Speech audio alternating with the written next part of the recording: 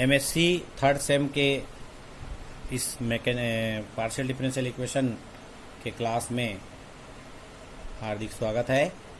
Online class में कल हमने देखा था, दो टॉपिक को कवर किया था, Laplace equation, derivation of fundamental solution of Laplace equation, और पहला टॉपिक था हमारा नॉन होमोजेनियस ट्रांसपोर्ट इक्वेशन। दोनों के सॉल्यूशन को हमने देखा था।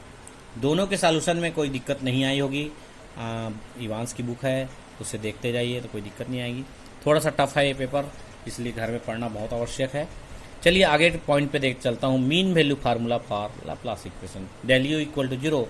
लाप्लास इक्वेशन को जैसा हम जानते हैं del u equal to zero, तो इसका स्टेटमेंट बहुत इंपॉर्टेंट है। इसमें एग्जाम से जब भी क्वेश्चन आता है एमएससी के इस थर्ड सेमेस्टर में, statement and proof, state and proof generally आता है। If u belongs to C square u, ये एक स्पेस है, C square u is harmonic,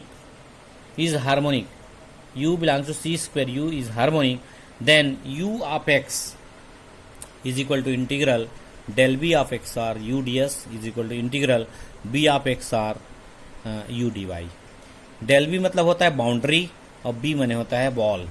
तो बॉल है और बॉल की बाउंड्री है। बॉल का सेंटर है x, रेडियस है r, यहाँ बाउंड्री है, उसका सेंटर है बॉल का x और r। इस प्रकार से ये ds और u dy के रूप में इक्वालिटी दर्शाते हैं।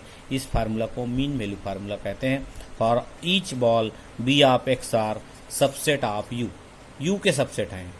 u एक बड़ा सा स्पेस है, उसके सबसेट हैं। इसको प्रूव करने के लिए हम एक कंसीडर करते हैं। Consider phi of r is equal to u ds। जो हमको पहला प्रूव करना है उसी को लेना है। Integral del b x are U D s, u y d S y. अब हम इसको, यदि हम y की जगह हम x प्लस आर जेड रख दें, इसको हम विस्तार बताते हैं। y equal to x plus are z रख दें तो हम ऐसा लिख सकते हैं, integral del B of 0 1 u of x plus are z d S z. D S z ध्यान रखिए, ये डी एस जेड है, आपको दिखाई दे रहा होगा डी एस जेड के रूप में, ये डी एस जेड है, बुक्स में भी है। तो हमने ये रखा, और 0 1 करने का मतलब x को 0 और सेंटर को 0 और रेडियस 1 लेते हैं, तो इस प्रकार हम लिख सकते हैं। इसको हमने इक्वेशन 1 माना है। चलिए आगे इसको हम डिफरेंशिएट पार्शियली करते हैं with respect to r। Phi R का differentiation phi dash R, phi R का differentiation phi dash R, integral del B 0 1 है ही सेंटर, और x प्लस आर जेड, जब x वाला है तो डिफरेंशिएट करेंगे पार्शियली डी यू हो जाएगा, जैसे पूर्व क्वेश्चनों में देखें हम, और आर जेड का जेड आएगा, आर हट गया, D S Z as it is. चलिए यहाँ पे आपको पता है X plus are Z equal to Y, तो Z equal to Y minus x upon R, ये हम सब्स्टिट्यूट कर देते हैं। फिर इस 0 1 को चेंज करके एक्स आर में बदल दिए, सेंटर को 0 1 को बदल के एक्स आर में कर दिए, तो डी यू वाई हो गया, y minus x upon r d s r. तो आपका जेड जो है पूरा फिर वाई में बदल गया। यहाँ पर हम ग्रीन्स फार्मूला यूज करते हैं।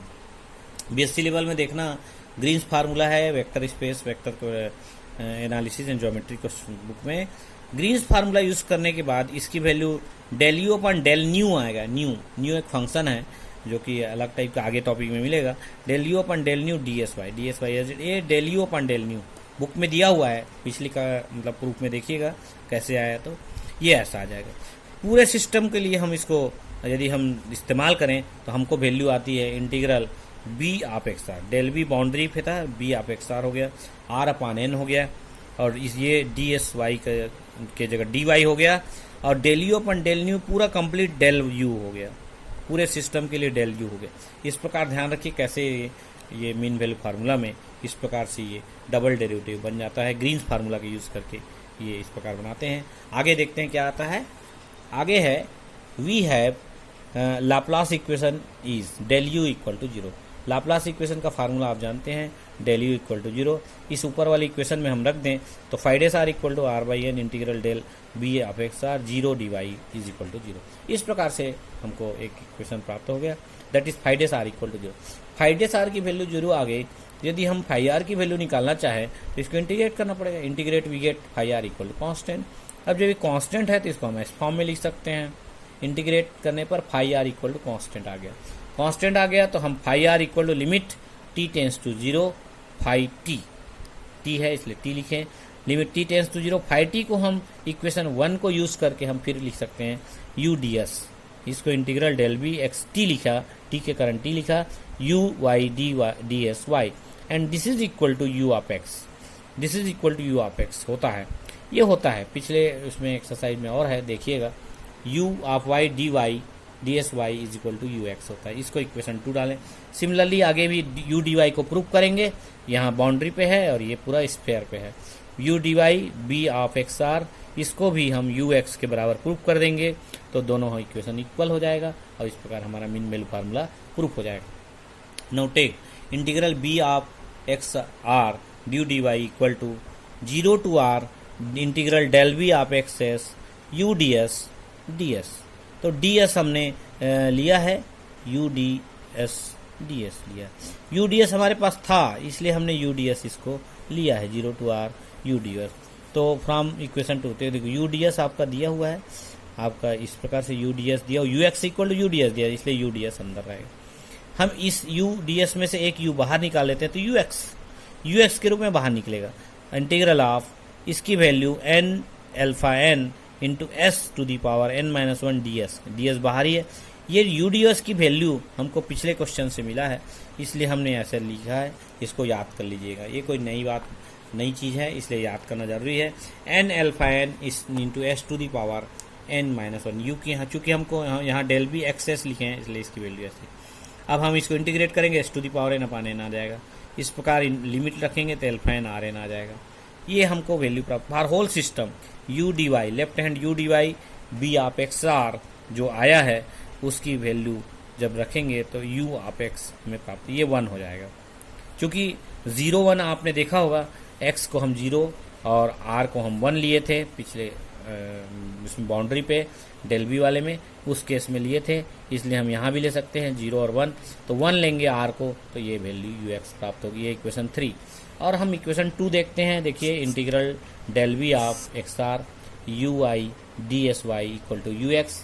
इसी प्रकार से integral B of x R और U D Y is equal to you of X, ये दोनों इक्वेशन को साथ साथ लेंगे तो यू एक्स इक्वल टू ये इक्वेशन प्राप्त हो जाएगा। Integral del B of x are U D S is equal to integral B of x are u y d y. इस प्रकार से हमें ये मेन वैल्यू फार्मूला प्राप्त होगा। इसका डेरिवेशन आता है, स्टेट एंड प्रूफ आता है, इसका बहुत ध्यान रखिएगा। नेक्स्ट चलते हैं लाइवलिस थ्योरम। लाइवलिस थ्योरम ये बहुत इंपॉर्टेंट थ्योरम है, ये छोटा है पर बहुत अच्छा है, बुक में बहुत ही छोटा सा दिया हुआ है। लाइवलिस थ्योरम क्या कहता है, let u such that r raise to the power n to r is harmonic and bounded then u is constant. U जो फंक्शन है वो हार्मोनिक भी है और बाउंडेड। हार्मोनिक का मतलब ये है एनालिटिक या डिफरेंशिएबल होता है, उस फंक्शन को हार्मोनिक कहते हैं। और बाउंडेड इस सेंस में किसी पॉइंट के उसकी वैल्यू उस कंडीशन पे बाउंड रहते हैं तो बाउंडेड कहते हैं। चलिए इसको प्रूव करने के लिए देखें, तब हमको बताना है u is constant, u constant for fix x belongs to r, x 0 belongs to r raise to the power n. R raise to the power n Euclidean space है, इसमें एक फिक्स पॉइंट लेते हैं x 0 जो कि constant है, r greater than 0 लिए। We have from theorem for estimate on derivatives, इसके पूर्व एक थ्योरम है, कभी कभी ये प्रूफ करने भी आता है, तो तुम लोग ध्यान दीजिए, ये प्रूफ इसका भी अच्छे से बना लीजिएगा। DL estimate of the on derivatives कभी कभी आया है, तो एस्टीमेट इसको याद रखना। D alpha U, alpha times derivative है, del square del alpha U divide by del X alpha कहते हैं D alpha U. X 0 point पे less are equal C K divide by are raise to the power N plus K, norm of U L1 space पे B of X 0 are. ये इसको याद रखिएगा पूरा estimate on derivative. यहाँ पर हम जानते हैं सी के नया चीज दिख रहा है, इज इक्वल टू होता है 2 raise to the power N plus 1 into n के पूरे का पावर के डिवाइडेड बाई एल्फा एन, ये वैल्यू होता है। यदि हम के की वैल्यू 1 रख दें तो C1 इज इक्वल टू आ जाएगा 2 raise to n plus 1 into n upon alpha n, और इसको शॉर्ट में लिखना हो तो 2n into 2 raise to the power n divided by alpha n. यहाँ पर जो 1 अपान एल्फा एन है उसको हम C0 भी लिख सकते हैं, कंडीशन के आधार पे C0 लिख सकते हैं। चलिए हम इस प्रश्न में एल्फा इक्वल टू 1 रखेंगे, इसमें जो एस्टीमेट ऑन डेरिवेटिव है इसमें एल्फा इक्वल टू 1 रखेंगे तो आ गया d u x 0 less are equal root n divided by are raise to the power n minus n plus one into c one norm of u norm L1 b x zero r, ये हमने पहले भी लिखा है। तो root of N C1, इसका लिखने का अर्थ ये है कि यहाँ पे जो C1 की वैल्यू प्राप्त हुई जो भी, उसमें रूट एन का मल्टीप्लाई दोनों साइड कर दिया तो हमको रूट एन C1 प्राप्त हो जाएगा। इसमें हम रूट एन C1 जो ये वैल्यू आती है उसको रूट एन C1 के रूप में हम लिख सकते हैं, कोई गलत नहीं। Divided by are raise to n into r norm of as it is L1 b x zero r, इस प्रकार। For Euclidean space, Euclidean space के लिए 1/r raise to the power n that is alpha n, ये होता है। तो हम under root n C1 into alpha 1 लिख सकते हैं, नीचे वाला r बस बचेगा, norm of u of this, ये L infinity r raise to the power. Euclidean space होने के कारण बॉल जो है ball b x zero r को हम r raise to the power n के रूप में लिख सकते हैं।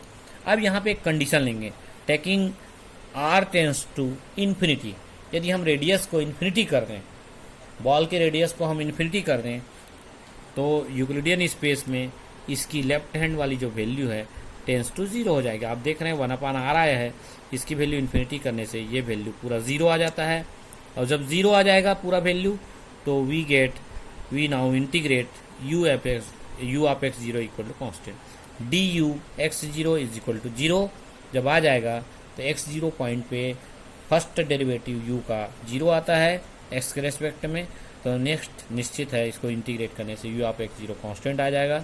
इस प्रकार हम कह सकते हैं कि यदि u हार्मोनिक है और साथ ही साथ बाउंडेड है किसी कंडीशन से, तो दोनों कंडीशन में u जो होता है फंक्शन कांस्टेंट प्राप्त होगा। ये थ्योरम छोटा सा है, बुक में बहुत छोटा सा दिया हुआ है, लेकिन गंभीरता से देखिए, ध्यान दीजिए क्या क्या यूज़ हुआ है, क्या नहीं हुआ है, किसको कैसा करना है, क्योंकि यहाँ पर हमको एस्टीमेट ऑन डेरिवेटिव का यूज़ करना है। कभी कभी ये एस्टीमेट ऑन डेरिवेटिव प्रूफ करने भी आता है, तो इसको भी ध्यान रखिएगा। इस प्रकार से मैंने 2 टॉपिक बताने का प्रयास किया है। आज के लेक्चर में बस इतना ही। बहुत बहुत धन्यवाद।